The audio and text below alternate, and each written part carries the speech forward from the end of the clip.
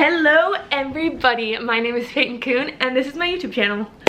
I wanted to give you guys a little bit of information about the sport of acrobatics and tumbling.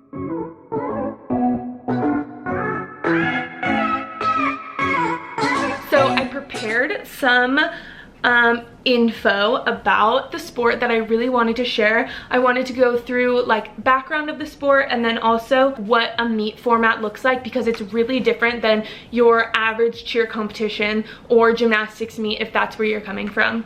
So the sport of acrobatics and tumbling was created around 10 years ago by a lady named Felicia Mulkey, who is now Coach Fee. At the time, Coach Fee saw that competitive cheerleading was one of the fastest growing sports in the US for young women. These young girls were developing skills like tumbling and stunting, and they lacked opportunities to go out and further their career in sports and also to be taken seriously, because there's a stigma around cheerleading and competitive cheerleading that it's not a sport, which I obviously know it is, and a lot of you watching obviously know it is, but these girls and also boys in competitive cheerleading just were not taken seriously. So she identified this and wanted to create a sport for those people. So Coach Fee went to the University of Oregon, which I attend now, and she got together just a ragtag group of old gymnasts and cheerleaders, and many of which who have now become acrobatics and tumbling coaches, but they created this entire sport from scratch. The sport was originally called stunts and gymnastics, and they took away the skirts and the bows and the glitz and the glam and everything that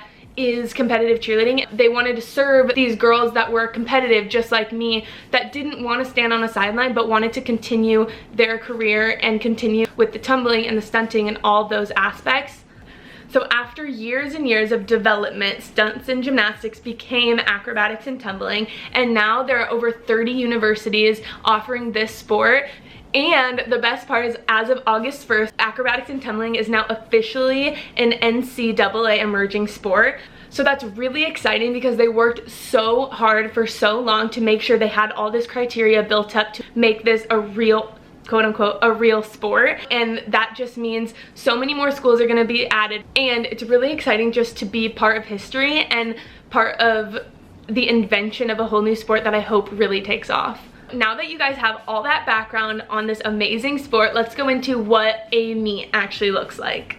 So unlike a regular cheerleading competition, each meet is a head-to-head competition between 2 or sometimes 3 teams. Each team has 28 people dressed down for their game day roster, and this starting lineup or game day roster will compete in 20 different heats throughout the meet. The heats are broken up into 6 different events, which are compulsory, acro, pyramid, toss, tumbling, and team event.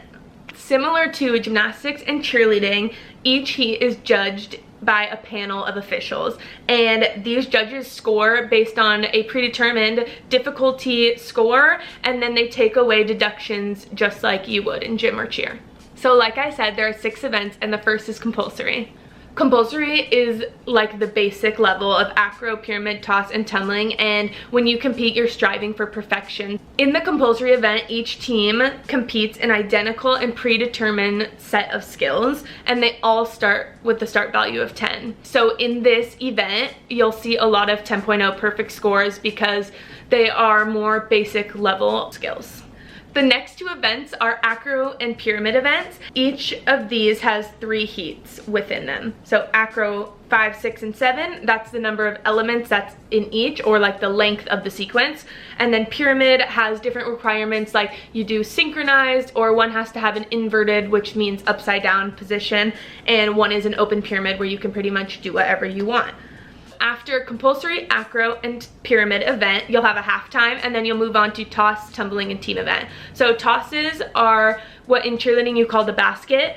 There are 3 heats in toss event. A salto toss, which means you have to complete a full flip. A synchronized toss, so two groups doing the exact same thing, and then also an open toss.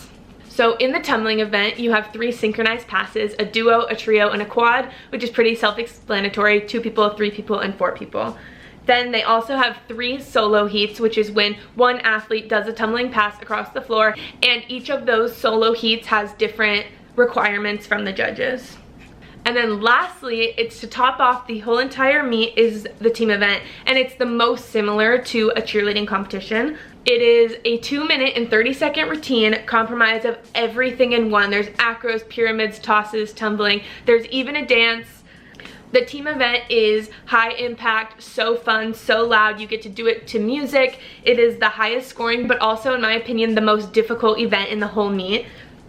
In team event, there's 24 people on the mat, and the highest start value you could possibly get is 110. In conclusion, I'm literally obsessed with this sport. As you can see, it's super high energy, it's super competitive, and at times it can be extremely intense, but that is why I love it. In the description below, I'll include links to the NCAA website, so you can check out a ton of information about the sport and about the universities that offer it there. And if you would like, you can check out my series, Inside Oregon Acro, that's posted on this YouTube channel. It gives you a behind the scenes look at meet day and travel and everything that we do as a team, and I think it's really cool. Alright, so that's all. Thank you so much for watching. Again, my name is Peyton Kuhn. I'm on Oregon Acrobatics and Tumbling, and that's a wrap.